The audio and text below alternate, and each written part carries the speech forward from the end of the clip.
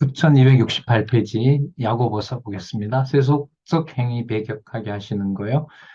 어, 좀 연결을 좀 지어 본다면은 어, 유대주의에 대한 경계가 일어나게 되면 반대로 말하면 유대주의에 노출이 되면 세속적 행위를 따라갈 수밖에 없다. 그럼 세속적 행위는 어떤 의미냐면 어, 믿음을 세속에다가 거래하는 거죠.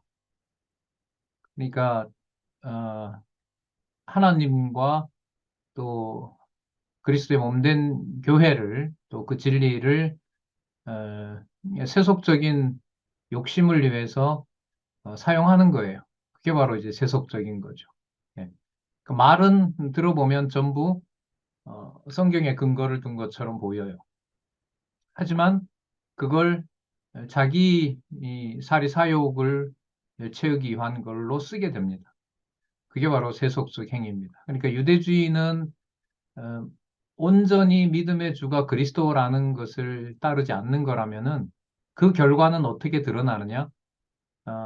그리스도의 몸된 교회의 모든 이해관계를 자기에게 맞추어서 이제 생활하게 되죠. 그러니까 유대주의가 일어나게 되면 뭐로 반드시 간다? 네, 세속주의로 간다. 세속적 행위를 따를 수밖에 없다. 그렇다면 믿음의 주가 되셔서 유대주의를 극복하게 해주신다면은 이 땅에 매이지 않는 교회 생활, 이 땅의 어떤 세속적인 행위에 매몰되지 않는 하늘에 있는 총회에 하늘에 속한 하나님이 기뻐하시는 삶을 살아가게 해주신다. 이게 바로 야고보서 내용이라고 할 수가 있습니다. 야고보서 한번 볼까요? 세속주의에 대한 배격 전체 근거부터 한번 볼게요. 말라기 아까 했었고요. 자, 세속적 행위의 배격 야고보서 9269페이지. 1269페이지 여기 보시면 일찍이 여호와 하나님께서는 모세로 이스라엘 자손이 가나안 땅에 들어가서 여호와의 말씀을 청종치 아니하고 세속화될 것을 예언하도록 섭리하셨다. 그러니까 교회도 뭐 될 수밖에 없다? 네, 세속화될 수밖에 없다. 그러면 그 세속주의를 세속적인 행위를 경계하게 되는 것은 배격할 수 있는 것은 하나님의 능력으로 또 하나님의 은혜로 가능한 것이다. 이렇게 이제 말이 이어지겠죠. 레위기 잘 하시는 말씀이에요.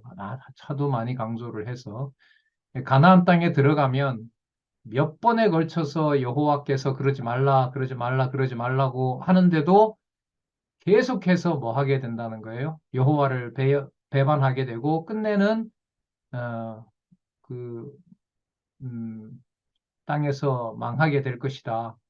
는 얘기가 나오잖아요. 그게 20 레위기 26장 14절에서부터 20절까지 무서운 하나님의 심판의 내용이 심판에 대한 약속들이 기록되어 있는 내용이 바로 이제 레위기 26장 14절에서 20절입니다.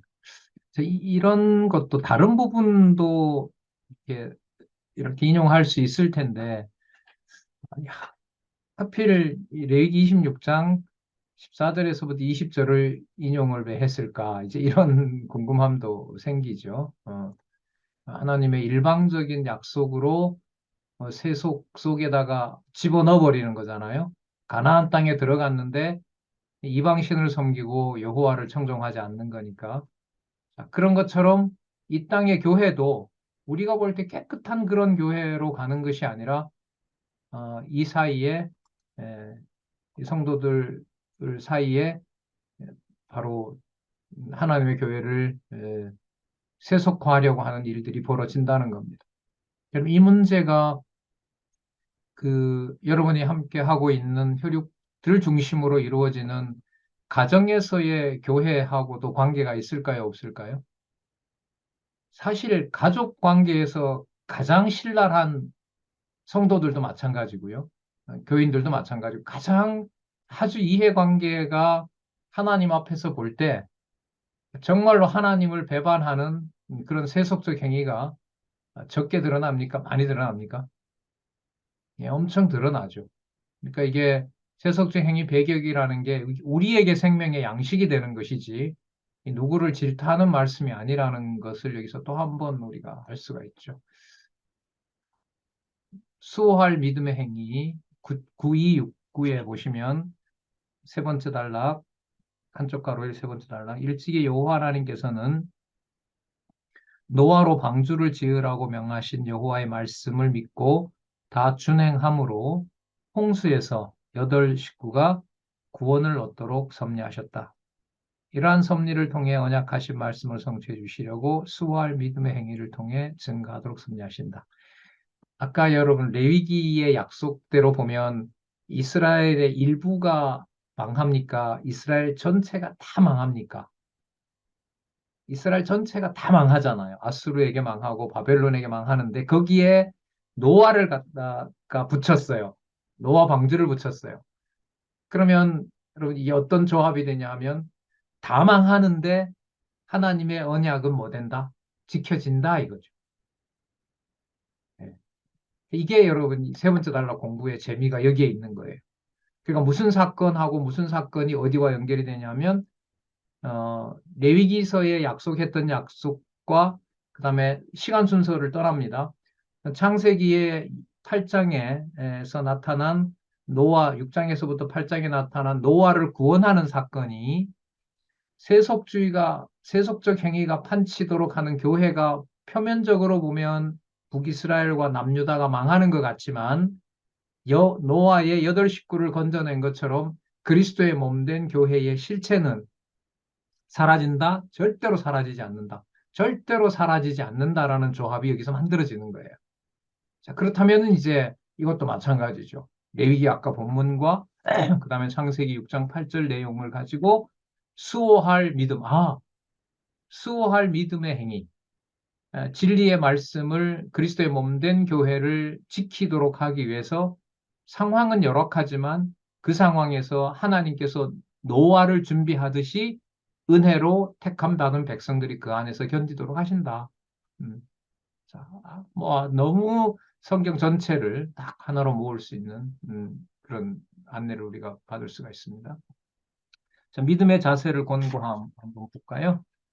9270에 가면 세 번째 단락 볼까요? 일찍이 여호와 하나님께서는 아브라함으로 이삭을 바치라는 명령을 언약의 말씀이 이루어질 것을 믿고 실행하는 자세로 순종하도록 섭리하셨다. 자, 아브라함에게 이삭을 번제물로 바치라고 했고 아브라함이 산으로 가서 단을 쌓고 이삭을 죽이려고 하죠. 그 다음에 그런데 아브라함이 하나님께서 하나님의 사자의 지시로 준비된 숙양을 이삭 대신 제물로 바치는 내용이고요. 그리고 사자가 아브라함에게 약속해주는 내용이 나타납니다. 이거는 22장 15절부터 19절에 나타나 있죠. 하나님의 사자가 아브라함에게 내 씨로 번성케 할 것을 뭐하냐? 맹세하는 내용이 나타납니다. 그러니까 하나님의 자기 맹세가 이게 나타나요. 그러면 아까 노아 사건하고 연관을 시키면 이 땅에요. 기록한 성경이 있는 한은 그리스도 오실 때까지 기록한 성경이 있다라는 말은 반드시 그 생명의 말씀을 들을 자가 이 땅에 뭐 한다는 거예요? 존재한다는 거죠. 그러니까 성경이 존재하느냐 안 하느냐 이걸 어, 노아 시대 때 심판했던 심판 중에서 노아를 살려내는 것하고 연결시킬 수가 있어요. 그러니까 누군가가 있다는 것과 여러분 한 사람이라도 있다는 것과 한 사람이라도 없다는 것의 차이가 클까요, 작을까요? 엄청 큰 겁니다. 하나라도 땅에 떨어지지 않는다는 말씀은 모든 것을 언약한 대로 성취하신다는 건데 하나님이 그냥 마음대로 하는 게 아니라 어디에 기록한 대로 이루시는 거죠? 말씀에 기록한 대로 이루시는 거거든요. 그러면 평면적으로 보면 이 시대에 본다면은 여러분들과 모든 가정이 다 말씀 듣고 하면 좋겠죠. 하지만 어떻게 보면 나 혼자라도 이렇게 귀한 말씀에 대한 가치를 내가 듣고 또 이렇게 귀중하게 여길 수 있다고 하는 것하고, 그 다음에 그걸 지키고자 하는 동력자들이 함께 있다라고 하는 것, 그리고 그 진리의 말씀이 하나님의 말씀이라고 같이 고백하는 사람들이 있다는 것은 세속주의 상황에서 하나님의 교회가 뭐 한다? 투쟁으로 이긴다라는 걸 보여주는 거고, 모든 일을 다 멸망하지만 누구를 살리는 사건과 비교할 수 있다? 예. 노아를 살리는 사건하고 비교할 수 있습니다. 예. 자, 그렇기 때문에 말씀을 듣는 사람이 한 사람이 있다? 한 사람이 있으니까 소홀하고 여러 사람이니까 내가 소개를 해야 되겠다? 저 같은 사람은 진짜 벼락 맞는 거죠. 그런 태도가 무너져 버리면 진짜 말씀으로부터 진짜 진노를 받는 거라고 봅니다. 자, 그 다음에 믿음의 행위를 촉구하는 1장 16절부터 27절까지 9280입니다. 9280. 세 번째 단락이네요. 이건 아까 같은 말씀인데, 일찍이 여호와 하나님께서는 이스라엘 믿음의 조상 아브라함으로 여호와의 언약을 믿음으로 이삭을 바치라고 명한 말씀에 순종하도록 섭리하셨다. 아까 말씀드렸는데, 히브리서 내용을 좀 참조하면 12장에 보면은 아브라함이 이삭을 죽일 때 하나님이 준 믿음은 뭐냐면, 이스마엘을 주고 이삭을 하나님의 능력으로 태어나도록 한 거기 때문에, 내가 설사 이삭을 하나님의 명대로 죽인다 하더라도 하나님은 이삭을 뭐 한다? 살려낸다. 왜? 그분은 뭐 어떤 분이니까? 언약대로 이루시는 분이고 자기 방법대로 하는 분이기 때문에. 자, 그러면 믿음의 행위를 촉구한다라고 하는, 믿음의 행위를 촉구하도록 하는 것은 좋은 상황에서 그렇게 하는 것이 아니라 어떤 환경을 만들어 놓고 하는 거예요? 너 아들 바치라라고 하는, 진짜 이거를 따라야 되느냐 말아야 되느냐라는 상황에다가 두고 세속적인 이해관계를 전부 뭐 하는 거죠? 벗어나게 하는 거죠.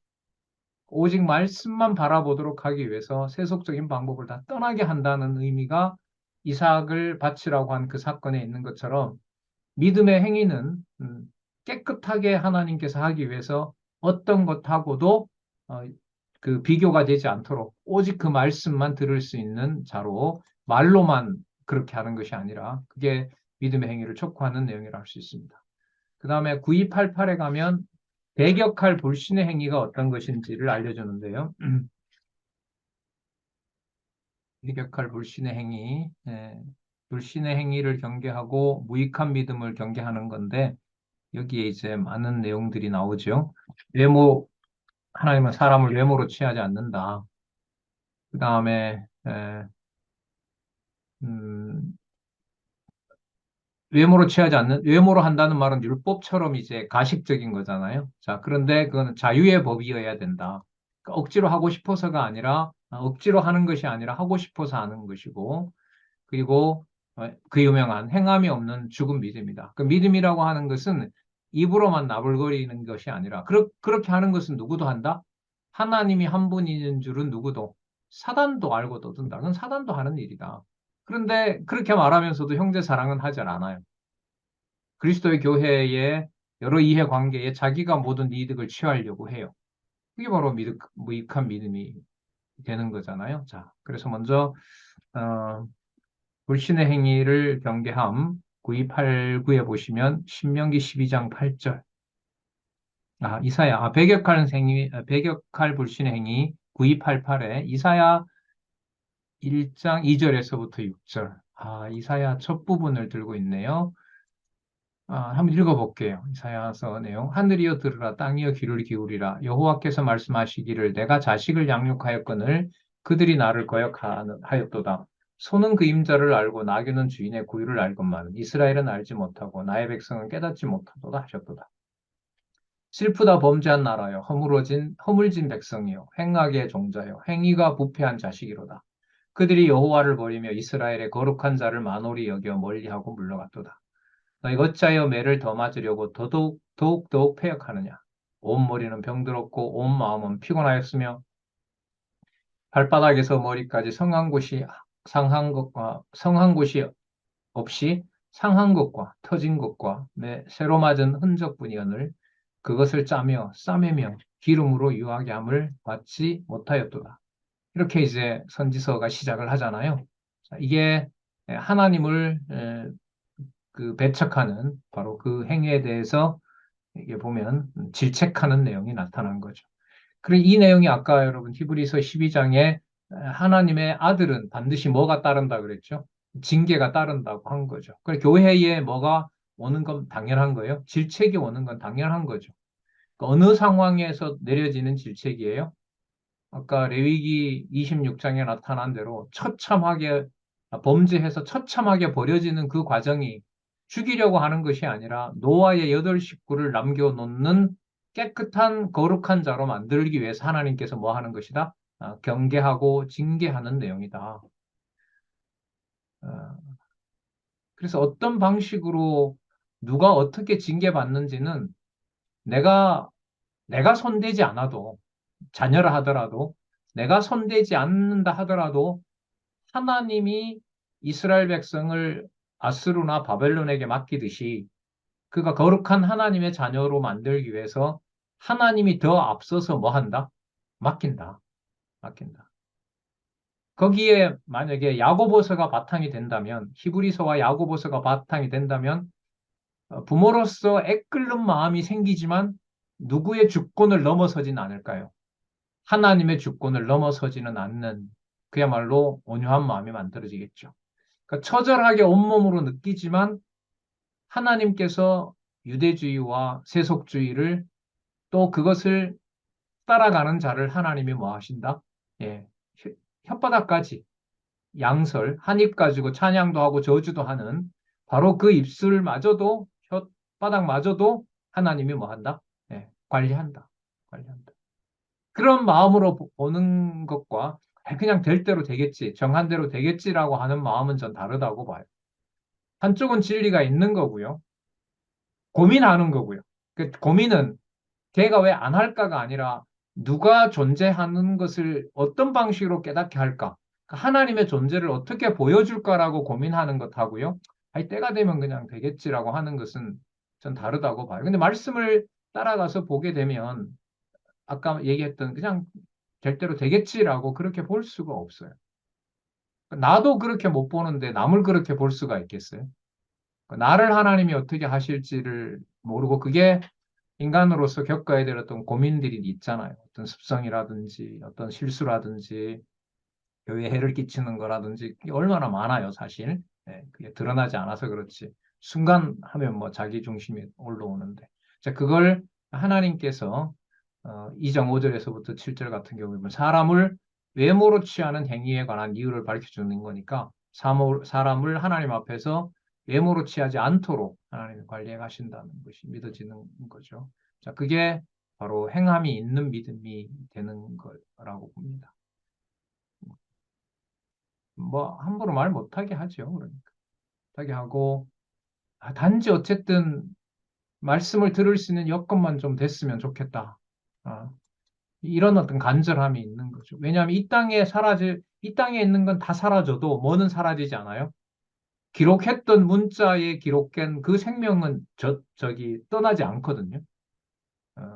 여러분들과 제 어떤 영혼, 성령께서 그 새롭게 하신 새 사람, 그거는 이 땅에 속한 게 아니라 하늘에 속한 거니까요. 자, 무익한 믿음을 경계하는 거 한번 볼까요? 9296. 무익한 믿음을 경계함. 자, 일찍이 여호와 하나님께서는 이스라엘 선지자로 백성들이 여호와의 말씀을 듣고 자신들의 이욕 때문에 자, 이게 관계됩니다. 야고보서와 그대로 행치 아니함을 질책하도록 섭리하셨다. 에스겔 33장 31절.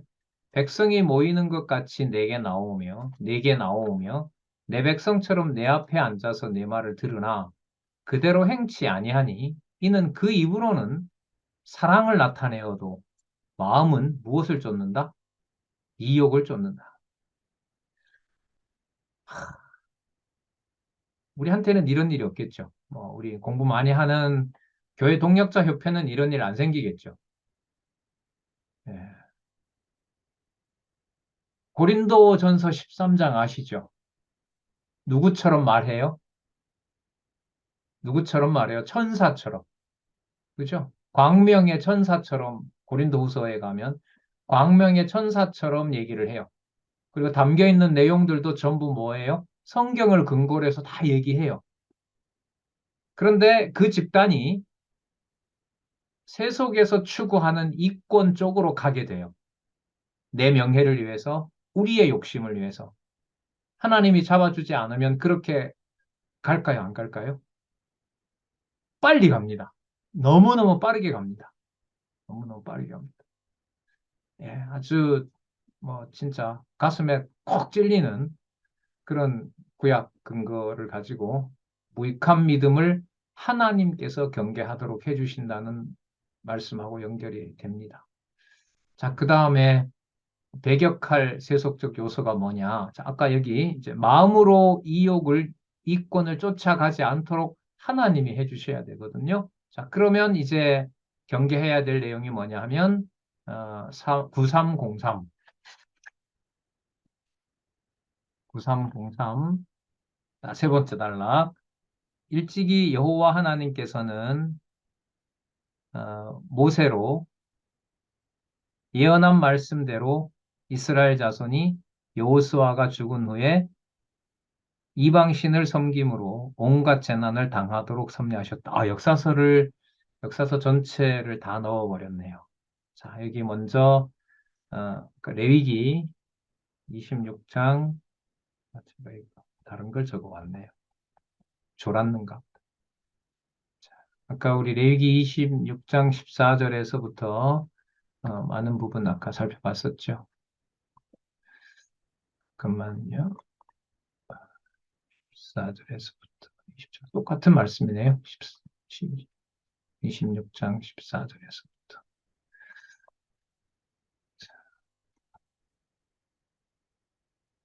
다음, 사사기.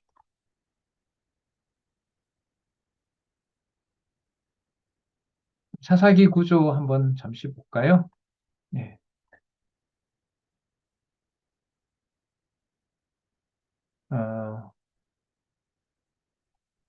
1장에서부터 3장, 6장까지가 먼저 언약 자손들의 불순종이 나옵니다. 이때 불순종 내용은 주로 무슨 내용이냐면 전부 다 정복하라고 했는데 어떻게 해요? 정복하지 못하도록 하죠.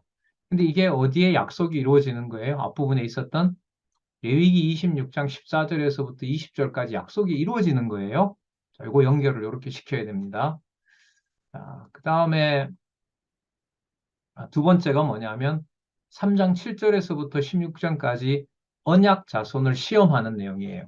여기에 이제 여러분 12명의 사사가 나오거든요. 그 사사의 출신을 이렇게 해서 지도를 강론집에 소개하고 있는데 12명의 지파, 12명의 사사는요. 12군데예요. 12군데를 말해요. 그러니까 언약 자손의 시험을 12지파 전체에 하나님이 다 하셨다는 거예요. 자, 그리고 언약 자손의 범죄가 레위기서에 약속한 대로 성취가 돼요. 자, 그리고 왕을 빨리 세워주시면 좋은데 왕을 세워주지 않아요. 그리고 언약 자손은 왕이 없으므로 자, 잘 아시는 말씀이죠. 누구 소견에 옳은 대로 행하였더라? 예, 자기 소견에 옳은 대로 행하였더라. 그게 뭐대로 된 거예요? 레위기 26장 14절에서부터 20절까지 뭐대로? 약속대로 된 거예요. 물론 여러분 실제로 그렇습니다. 레위기 26장 약속대로 된 거고요. 그리고 민수기 약속대로 된 거고요. 특히 신명기 28장 이후에 약속대로 된 거고요. 여호수아 끝에도 복과 저주 나오죠. 기억나세요? 여호수아 끝에도 복과 저주가 나오고요. 신명기 28장 이후에도 복과 저주가 나오고요. 레위기 26장에도 복과 저주가 나와요. 자, 그대로 사사기에서 이루어지는 겁니다. 자, 그러니까 누구를 보내는 방법이에요? 왕을 세워주는 방법이라고 보시면 돼요. 이게 바로 뭐 하는 방법이냐? 세속적인 거짓을 경계하도록 하는 내용이 바로 이 레위기서와 사사기서에 나왔다고 보시면 돼요. 자, 그 내용을 좀 보면, 선생들의 말에 실수함을 경계하며 혀의 중요성을 강조하고요. 불같은 혀의 속성과 기능과 모순에 대해서 말합니다. 하나님을 극도로 찬양했던 그 입이 그리스도의 몸된 교회를 자기 이익의 수단으로 삼는 일들까지 벌어지는 거죠. 자, 그 다음에 세속적 정욕을 질타합니다. 자, 그걸 드러내고 세속적 거짓을 경계함으로써 세속적 정욕을 질책하는 내용이 9313에 나옵니다. 왜요? 9313.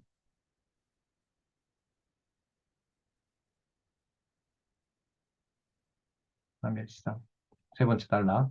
일찍이 여호와 하나님께서는 노아 시대 사람들을 자기들 좋아하는 대로 아내를 취하고 죄악이 관영함으로 온 세상을 홍수로 심판하도록 섭리하셨다. 자, 그래서 인류의 죄악이 나오고 하나님께서 물 심판하시는 내용이 나오고 8장 13절에서부터 17절에 보면 하나님이 무지개를 보여주시면서 하나님이 다시 뭐 해주시죠? 예, 언약해 주시는 내용이 바로 이 8장 끝부분에 나옵니다. 그럼 이걸 보더라도 심판과 무슨 확인이 같이 있어요? 죄악과 심판과 또 언약을 재확인하는 거. 그러니까 무슨 과정이? 교회가 세속적 정욕으로 하나님께서 집어넣었던 상황이 그게 패배가 아니고요. 하나님의 언약하신 내용들을 이루시는 그리스도가 오실 때까지 진리의 말씀이 살았고 운동력 있는 말씀이 역사한다는 것을 알려주는 과정이라고 할 수가 있겠죠. 그래서 세속적 교만을 경고하는 내용도 이어지는데 9319입니다. 9319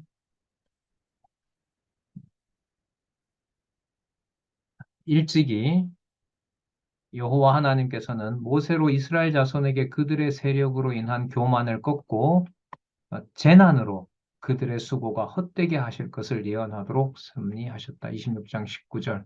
내가 너희 세력을 인한 교만을 꺾고 너희 하늘로 철과 같게 하며 너희 땅으로 녹과 같게 하리라. 황폐화시키겠다는 거죠. 자, 그 근거를 통해서 본문에 보면 4장 11절에서부터 12절 형제를 비방하며 율법을 판단하는 교만한 행위를 경고합니다. 무섭죠. 형제를 비방하며 율법을 판단한다는 말은 하나님의 법을 갖다가 누가 선과 악을 판단하는 재판장이 되는 거죠. 내가 되는 겁니다. 이게 여러분 세속적 생활의 진짜 끝판이 되는 거죠. 자, 그 교만함은 허탄한 자랑을 하게 되고 하나님이 보실 때 선을 행치 않는 죄라는 것을 알려줍니다. 대표적인 예가 누구냐 하면 부한 자들이 그 재물을 가지고 영원히 살 것으로 착각하면서 형제들을 이용하는 거죠. 하지만 곧 예루살렘이 멸망한다는 사실을 이들에게 알려주는 겁니다. 그 세속적 교만을 경고하는 거고 그건 레위기에 약속했던 대로 이루어진 것처럼 그리스도가 약속했던 대로 어디가 무너집니까? 예루살렘이 무너지게 되죠. 그래서 하나님의 심판이 만다는 사실을 알려줍니다. 그러므로 이렇게 됩니다. 그러므로 하나님 앞에서 올바른 예배 생활을 하나님께서 준비하신다는 내용이 5장 7절에서부터 20절까지인데 9326입니다. 9326 예배 생활의 권고인데 예배 생활의 권고의 내용으로 보면 인내입니다. 그 교회 이렇게 되는 거죠. 어떤 이익이 주어졌어요. 그걸 빨리 가져다가 내 좋을 대로 쓰느냐. 어떤 딱 그 기회가 재물이나 이런 게 이제 있었을 때 그걸 딱 가지고 빨리 가지고 와서 내가 쓰느냐. 아니면 그 재물을 가지고 이 연보가 아름답게 쓰여지는 것이 어떤 것인가를 고민하고 하나님이 보실 때 필요한 곳에 찾아다니면서 그걸 같이 쓰자고 하는 사람들의 유혹을 물리치면서 주 예수 그리스도의 몸된 교회를 위해서 그 연보를 보관하는 것. 좀 예를 들자면 종말을 기다리면서 연보에 손을 대는 데살로니가 교회처럼 그 상황에서 그 하나님의 귀한 그 은혜로 주신 것을 잘 간수하는 거죠. 그래서 여기 예배 생활은 그 로마서 12장에 있는 그런 낱말은 똑같지만 내용으로 들어가서 보면 무한히 인내하는 것하고 관계됩니다. 자, 그래서 나중에 한쪽 가로 믿음의 행위를 공고함에 보시면 근거가 뭐가 나와요? 뭐가 나오죠? 욥기가 나오는 거죠. 욥의 인내를 배우라 이 말씀이 나오는 거예요. 자, 욥이 인내를 잘 했잖아요. 그죠? 말이 안 되는 거예요. 이게 뭔가 주어를 사람을 놔버리면요. 이 우리 분위기가 완전 싸해져요. 이게 말이 안 돼요. 막 꼬여요. 혓바닥이. 여러분들 같이 이렇게 웃으시는데 그렇죠. 욥의 인내는 진짜 하나님의 전능성과 하나님의 뜻에 대해서 참게 되는 것이 그냥 극단으로 같이 가는 거죠. 그러니까 하나님의 주권성이 전능성이 드러나면 드러날수록 욥은 거기서 점점 누구를 부르지 않을 수 없어요. 여호와를 부르지 않을 수가 없죠. 그게 어떤 분위기냐면 인내 분위기예요. 그러니까 인내 분위기가 아까 그 돈을 가지고 빨리 내가 써버리느냐 이걸 두고 도대체 어떻게 써야 지혜롭게 써야 되는지를 모르고 시간이 지나면서 계속 그 마음에 소가리를 하게 돼요. 그게 하나님이 뭘 주시는 과정이라고요? 인내하게 하시는 과정입니다. 왜냐하면 그 과정이 누구를 부르게 하는 거니까. 돈을 그냥 딱 써버리는 게 아니라 누구를 부르게 하는 과정이에요. 하나님 어떻게 할까요? 라고 하는 하나님을 계속 찾게 하는 과정이기 때문에 그게 인내의 본질이라는 거죠. 자, 예배 생활의 공고. 그래서 출애굽한 백성들에게 자, 여기서는 아까 여러분 출애굽기 19장에서 33장까지만 얘기했는데 9326에 보면 예배 생활 전체를 출애굽한 백성들 전체에게 백성들에게 준 모든 율법을 얘기를 해요. 그래서 출애굽기 몇 장부터예요? 35장부터 레위기서 27장까지예요. 여러분 여기 왜 출애굽기 19장이 아니고 35절일까요? 어디까지나 제가 이해하는 방식입니다. 나중에 저자는 다르게 설명할지도 몰라요. 왜 19장부터가 아니라 여러분 19장부터 신해산 언약이잖아요. 그러시죠? 맞잖아요. 그런데 왜 35장부터일까요?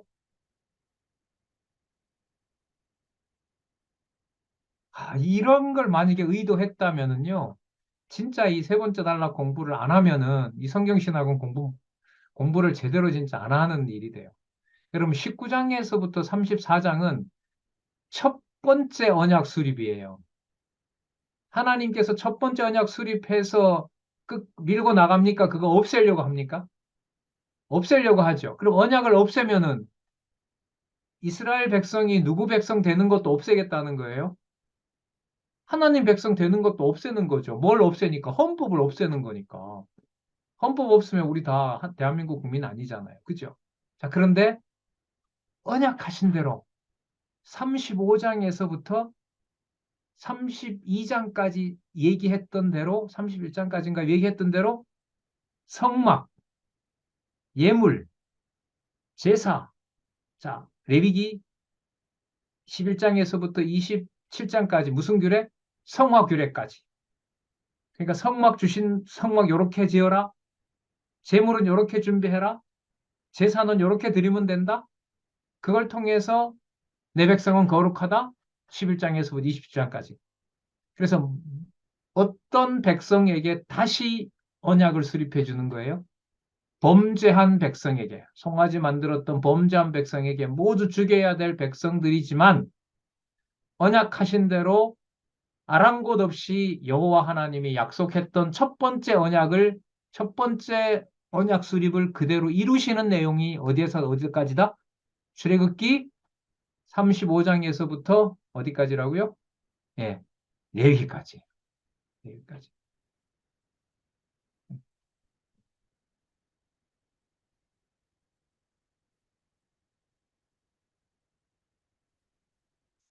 그래서 양쪽 가로 1 믿음의 행위를 공부합니다. 9326, 9327. 죄송합니다. 9327. 일찍이 여호와 하나님께서는 욥으로 까닭없이 사단에 의해 극심한 고난을 당하며 여호와를 믿고 인내함으로 전 소유보다 갑절이나 회복되도록 섭리하셨다. 1장에서부터 3장 어떻게 하시는 여호와? 망하게 하시는 여호와. 4장에서부터 37장까지 뜻대로 하시는 여호와.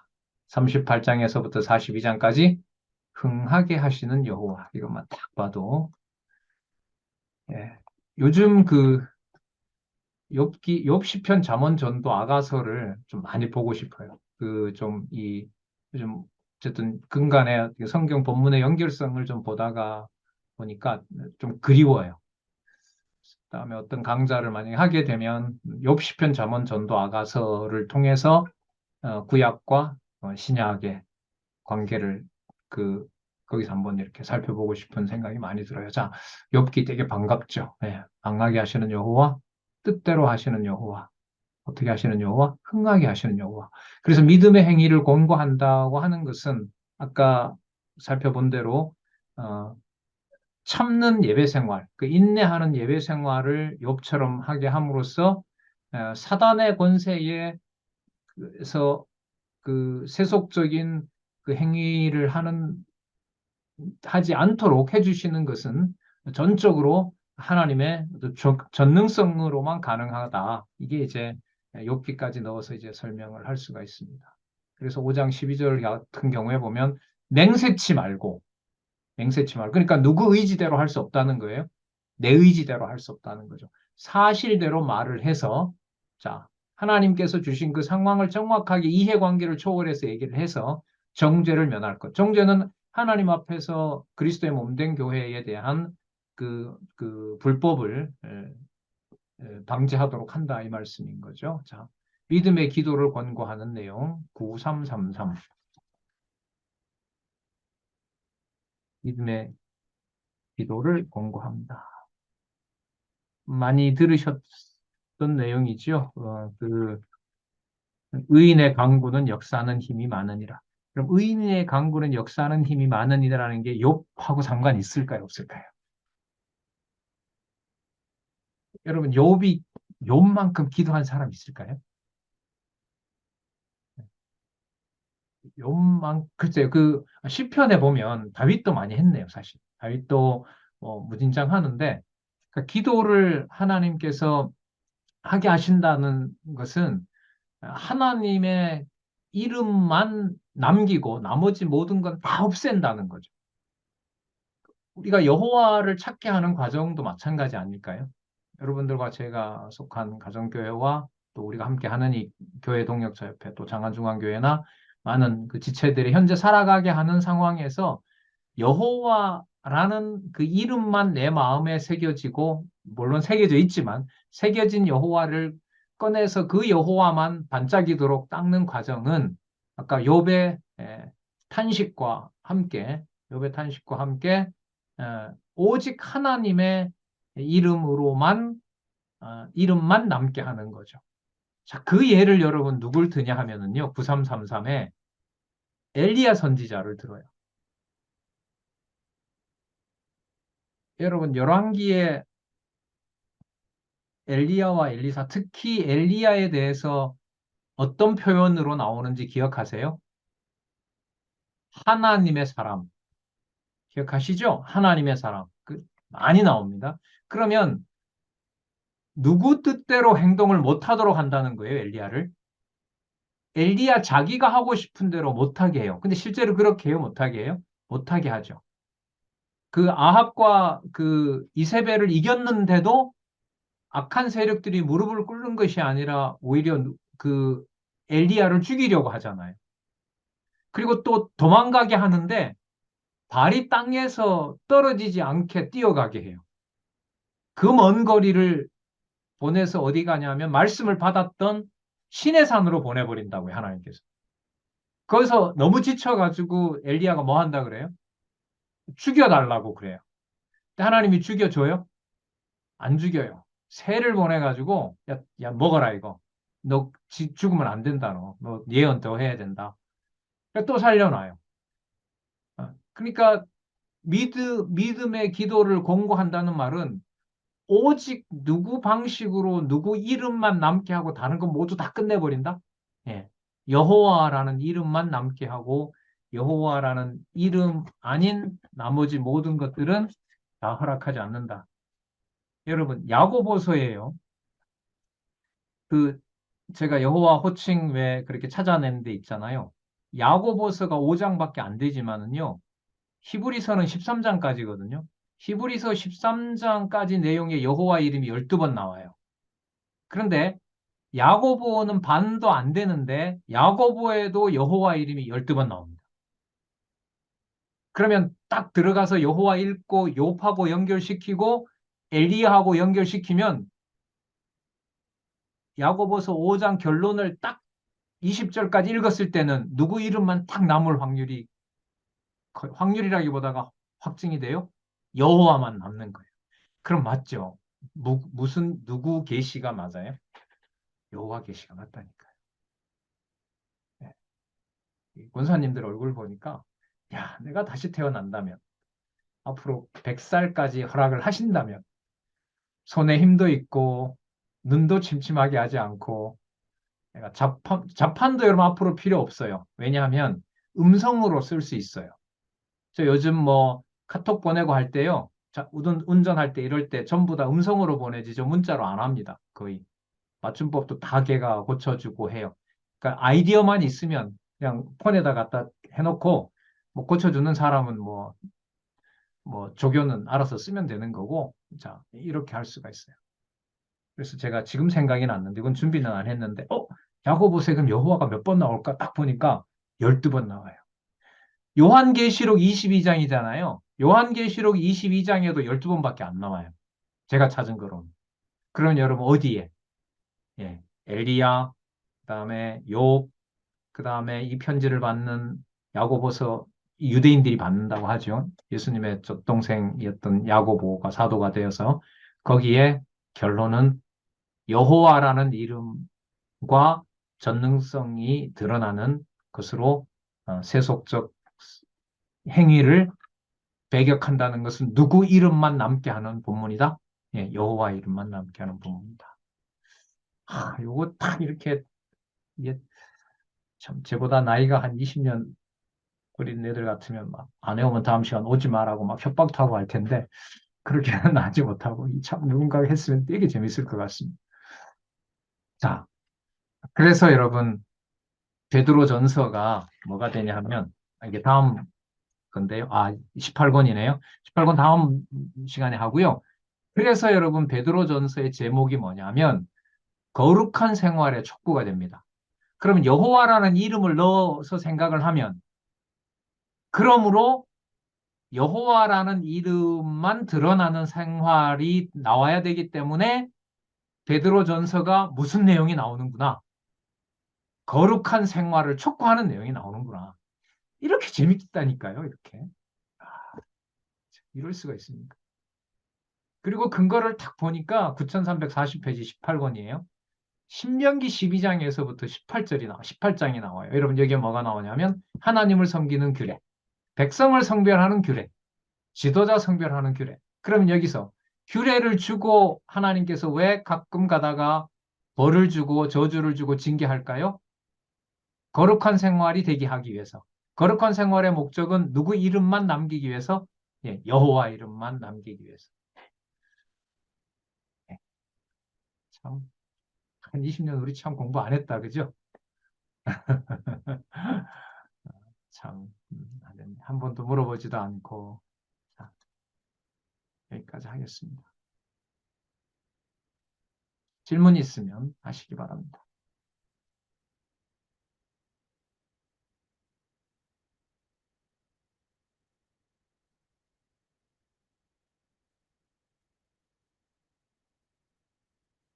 하실 분들은 스스로 켜시고요. 자연스럽게 그냥 말씀하시면 됩니다.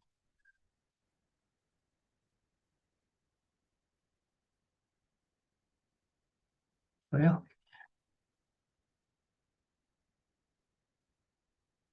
12월 11일 날. 그래요.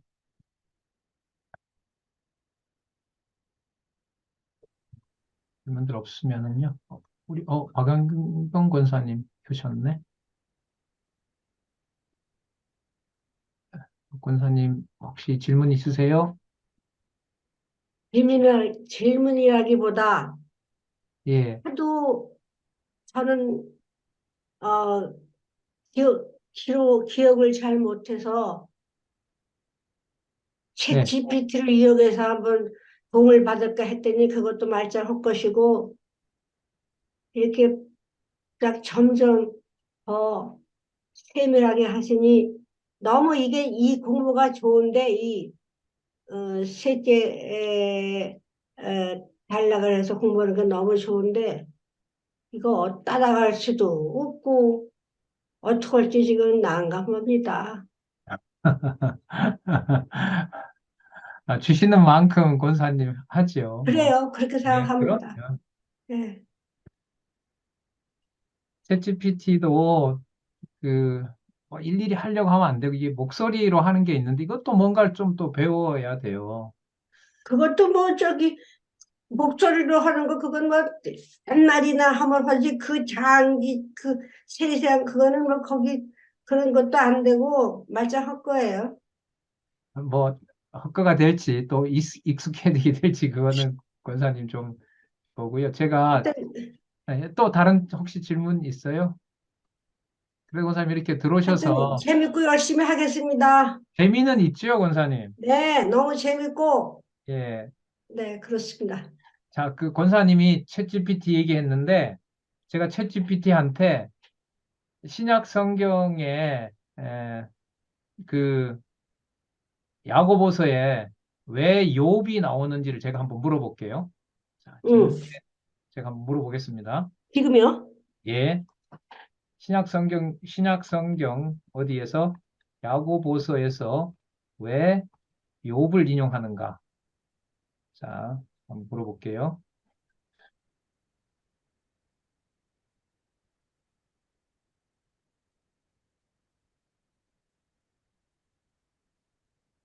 삼초 4초, 5초, 6초, 7초, 8초, 9초, 10초, 11초, 12초, 13초, 14초, 15초, 16초, 17초, 18초, 19초, 20초, 21초, 22초, 23초, 24초, 25초, 26초, 27초, 28, 29, 30, 31, 32, 33, 34, 35, 36, 37, 38, 39, 40, 41, 1분은 더 걸리겠네요.